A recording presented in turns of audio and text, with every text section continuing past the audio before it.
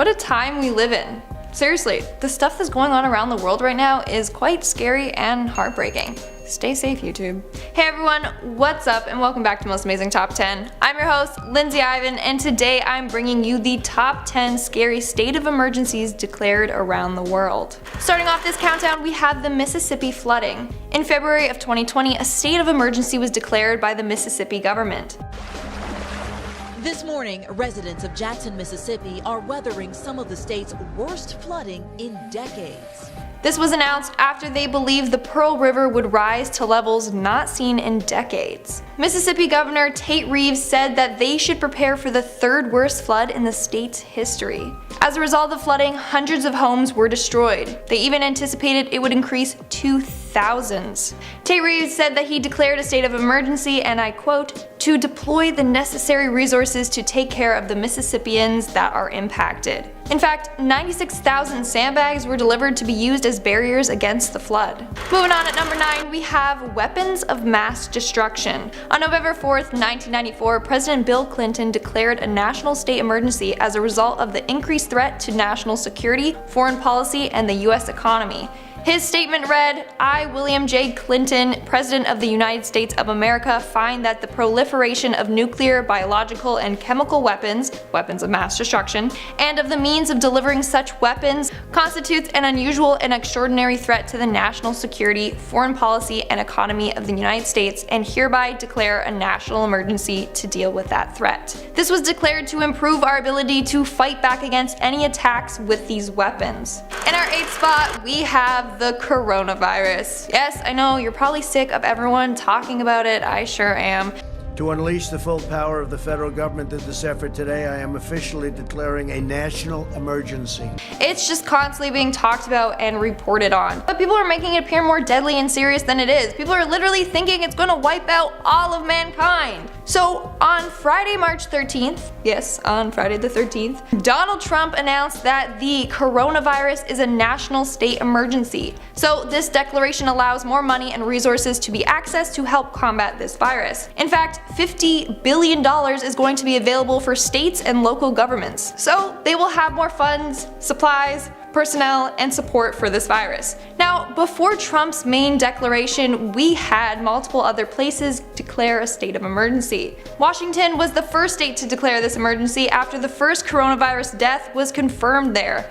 Now, more than half of the US states have declared it a state of emergency. A state of emergency sounds quite scary, but it's actually going to help the public's health and safety. Coming in at number 7, we have the Indian Ocean earthquake and tsunami. On December 26, 2004, a tsunami struck off the coast of Sumatra Island in Indonesia as a result of a magnitude 9.1 earthquake. Within 20 minutes of the earthquake, it caused 100-foot waves to crash down on the shoreline and kill 100,000 people. The waves were reported to travel as fast as 500 miles per hour. Then the tsunami waves hit the coastlines in Thailand, India, and Sri Lanka, where it killed tens of thousands more. It is said that 230,000 people were killed, making it one of the deadliest disasters in modern-day history. As a result, a state emergency was declared. This allowed for better access to medical care, food, water, and shelter. In our 6th spot, we have Hurricane Katrina. Hurricane Katrina was the largest, third strongest, and third deadliest hurricane in US history.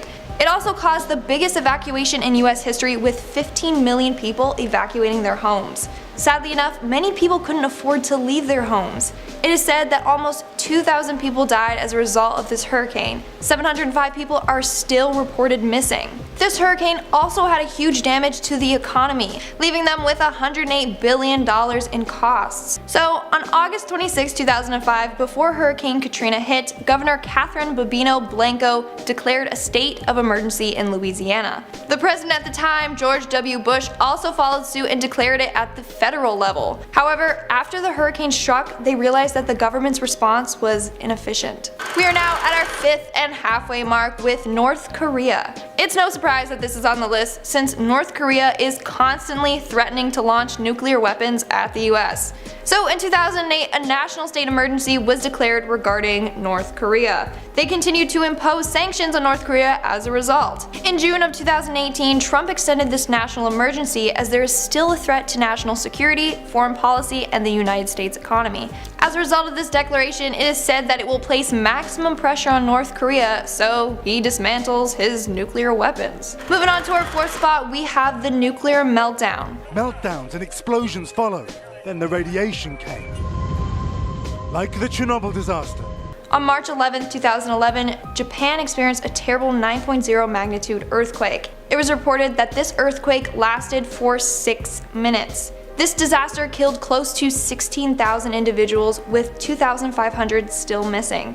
As a result of this earthquake, it caused a tsunami to also hit. The tsunami ended up affecting the Fukushima Daiichi nuclear power plant, causing the cooling system to fail completely. This led to a nuclear meltdown, releasing radioactive material. As a result, a state of emergency was declared around the power plant as a precaution. Radioactive water leaked from the reactor and ended up mixing with the groundwater. Japanese officials struggled to try and contain and clean up this spill. They ended up having 1.2 million tons of radioactive water. It is said that this accident is the second biggest nuclear accident after Chernobyl. Moving on to number 3, we have the Australian wildfires. Sadly, since September 2019 into 2020, Australia has been suffering from devastating wildfires. These fires have destroyed more than 6.3 million hectares of land. To give you reference to how big this is, 1 hectare is roughly the size of a sports field. It is estimated that 500 million animals have died in New South Wales alone. The surviving animals had their habitat destroyed, leaving them homeless and struggling to find food and water.